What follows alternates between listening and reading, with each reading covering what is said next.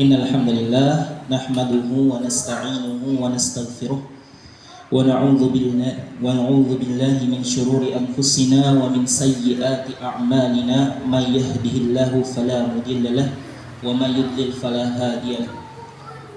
Asyhadu an la ilaha illallah wahdahu la syarika lah wa asyhadu anna Muhammadan abduhu wa rasuluh la nabiyya wa la rasula ba'dah.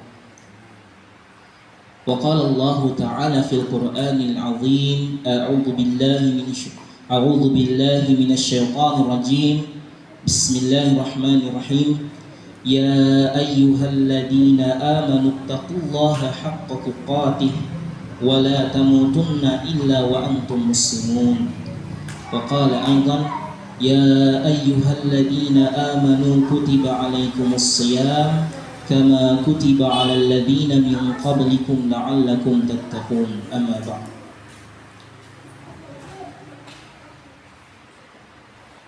Jamaah yang dirahmati oleh Allah Subhanahu wa taala, alhamdulillah kita dipertemukan sore ini dalam kajian bersama dalam menunggu waktu berbuka insyaallah sampai qabla maghrib. Jamaah sekalian dirahmati Allah, kali ini yang akan membawakan kajian adalah saya, Mas Catur. Kitab yang menjadi landasan kajian yang saya bawa kali ini adalah kitab Riyadhus Shalihin. Yang saya bawa di sini adalah terjemahan Riyadhus Shalihin. Riyadhus Shalihin sendiri itu berarti tamannya orang-orang saleh. Kenapa buku ini? Alhamdulillah buku ini sendiri di perkembangan Indonesia itu cukup pesat. Artinya banyak kajian-kajian tematik itu banyak berlandaskan dari buku Riyadhus Shalihin. Kenapa demikian? Karena kita tahu tentang keilmuan Imam Nawawi. Beliau adalah seorang imam, seorang ahli hadis yang membuat banyak buku, jamaah sekalian, sampai lebih dari 40 buku, dan buku ini termasuk dari beberapa buku beliau yang sangat terkemuka, yang bahkan dibahas oleh banyak ulama-ulama lain. Riyadhus Shalihin itu sendiri, jamaah sekalian, adalah kitab yang berisi begitu banyak hadis. Hadis di dalam Riyadhus Shalihin itu sudah dikategorikan dalam berbagai bab. Jadi ketika ada kategori membahas sabar, banyak tentang sabar, dalam banyak hadis tentang sabar yang dibahas dalam buku tersebut. Dan hadis yang ditulis dalam buku ini itu bukan hadis yang kelas yang dia tingkatannya itu di bawah hadis sahih. Jadi kebanyakan hadis dalam buku ini itu ditulis dengan seperti hadis riwayat Bukhari wa Muslim, muttafaqun alaih. Kita tahu sendiri bagaimana beliau-beliau ini dalam hidupnya, sepanjang umur hidupnya itu benar-benar mengukuhkan dirinya untuk bisa mencari dan mengkaji serta mengklasifikasikan hadis-hadis ke dalam beberapa tingkatan, yang mana mereka itu berjasa sekali dalam bidang hadis Bukhari dan Muslim. Ada juga hadis Tirmidzi, ada juga hadis dari Imam Malik. Jemaah sekalian dirahmati oleh Allah Subhanahu wa taala.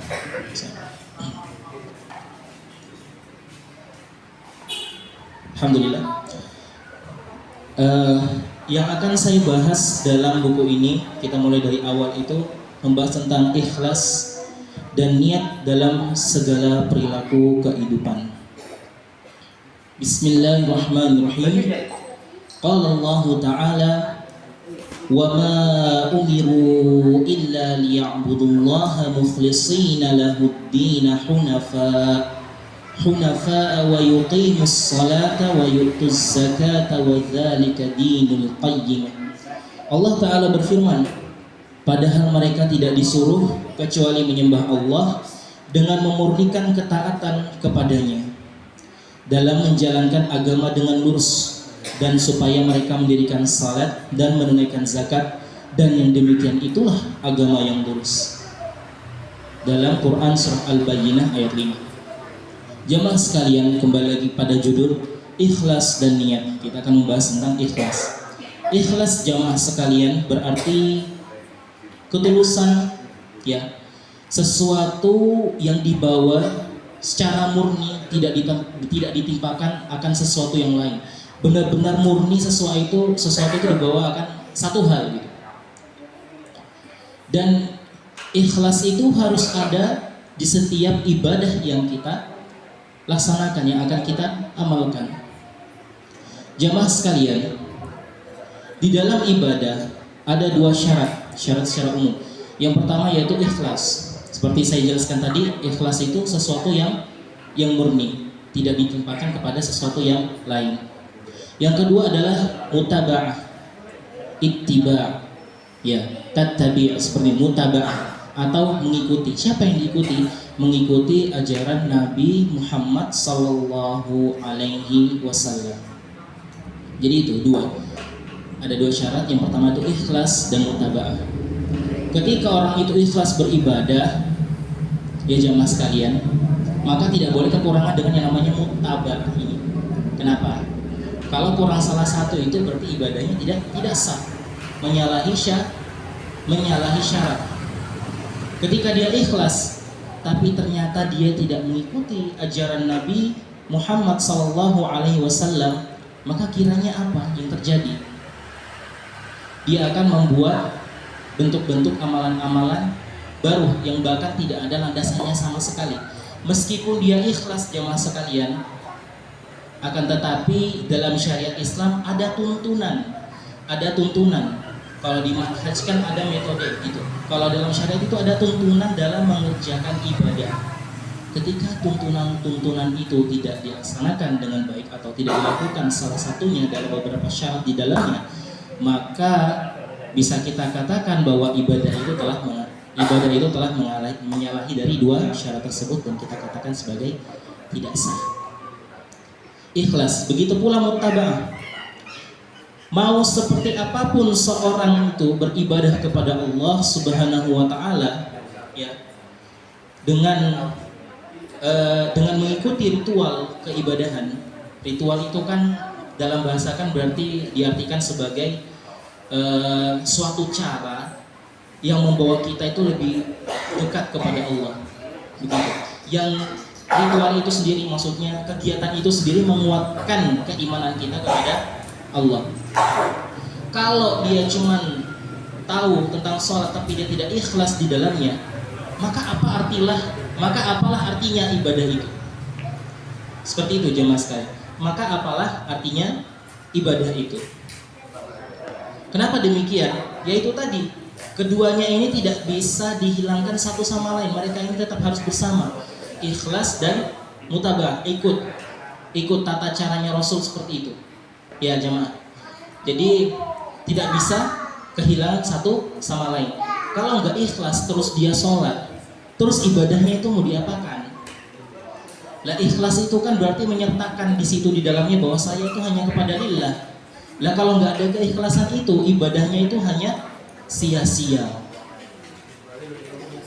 Paham gak? Kemudian kita ke poin awal, yaitu memahami ikhlas.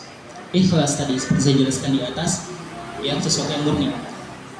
Maka kita tidak akan tahu artinya ikhlas itu kalau kita tidak tahu lawan katanya, seperti itu. Sebagaimana kita tidak tahu bersih kalau kita nggak tahu itu yang namanya kotor. Kita nggak akan tahu yang namanya itu terang kalau kita malah tidak tahu yang namanya gelap. Jadi ada hubungan antara dua hal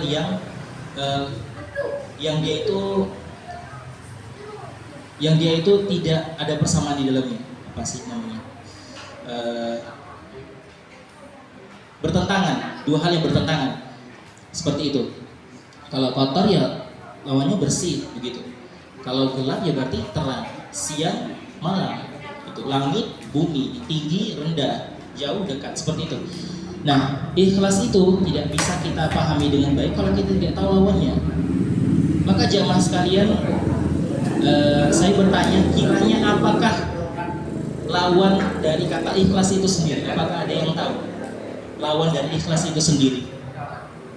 Seperti tadi saya jelaskan, kalau bersih ya kotor, gitu. Kalau yang kafir ya mukmin, gitu kan. Kalau yang dia menolak berarti dia menerima kan. Mukmin kan seperti mukmin itu menerima, kafir itu menolak. Kalau bersih dia kotor. Nah kalau ikhlas itu lawannya apa aja mas sekalian? Ada yang ini tahu? Ria, G, boleh. Ada lagi? Oke.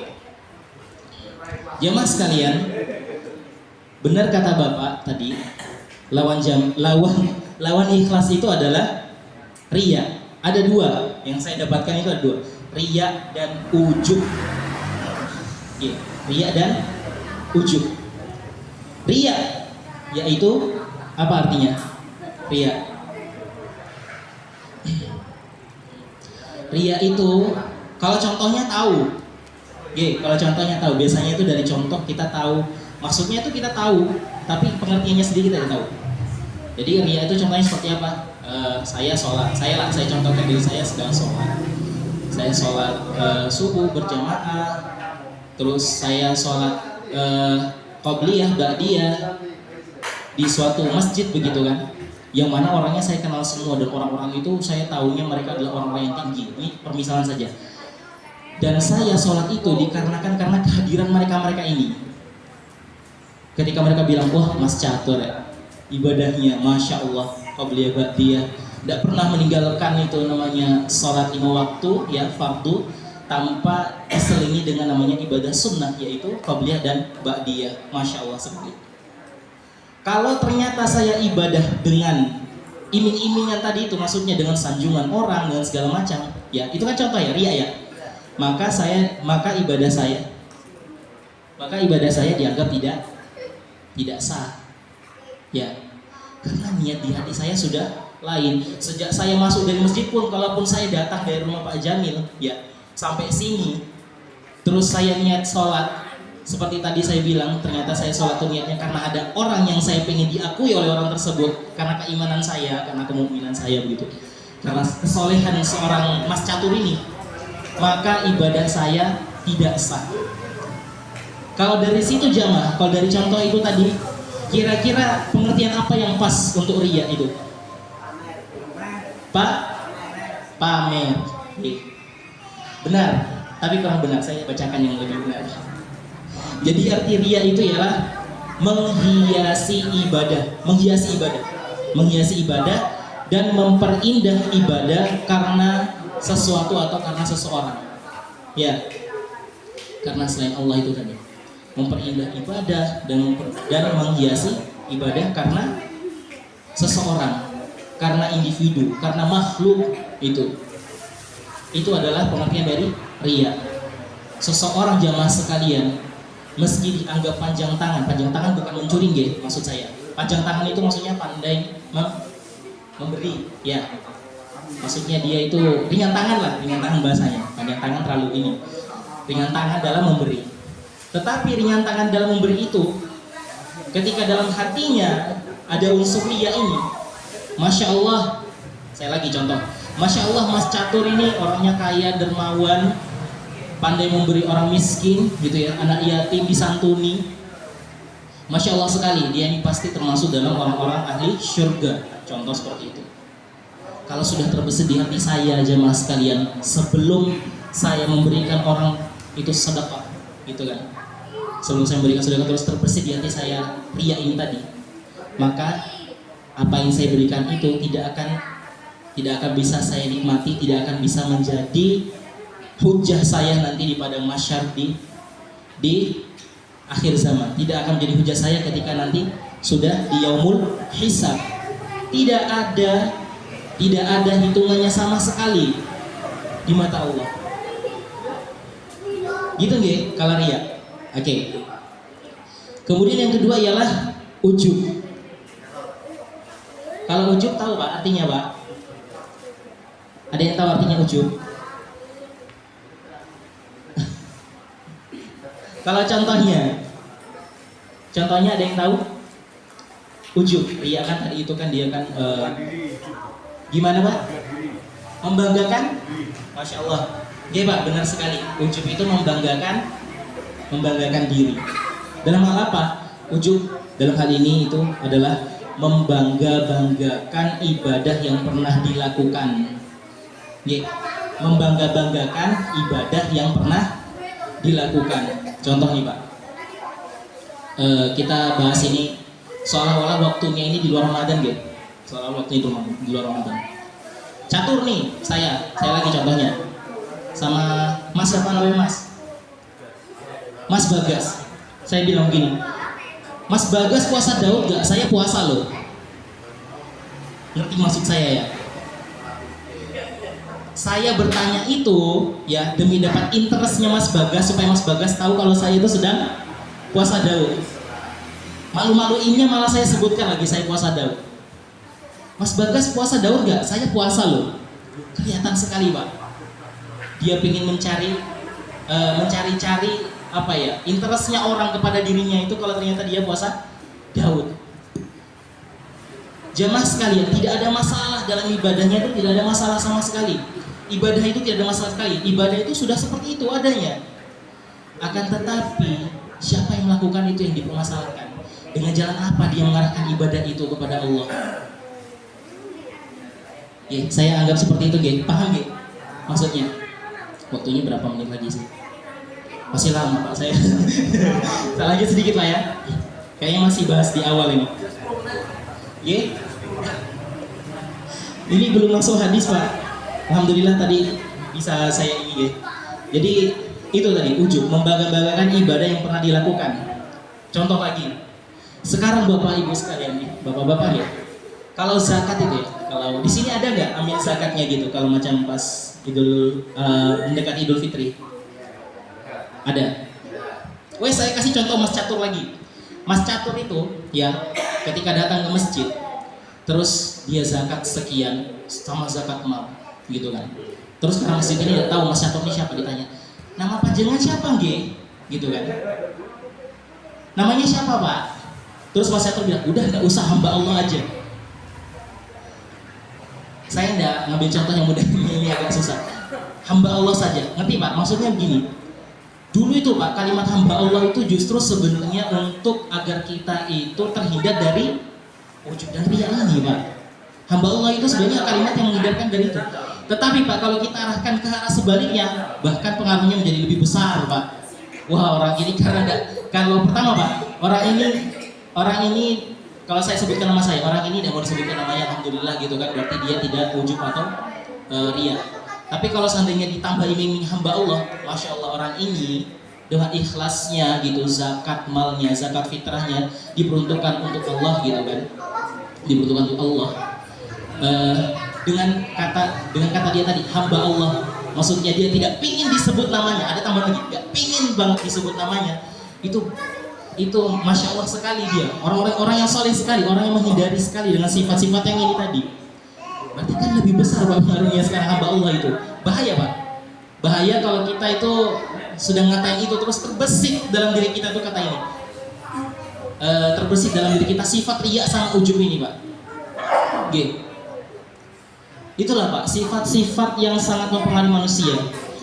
Riya sama ujub ini Pak adalah senjata yang paling sering digunakan setan untuk mengganggu orang-orang beriman dalam ibadahnya Bapak Ibu sekalian, Bapak sekalian.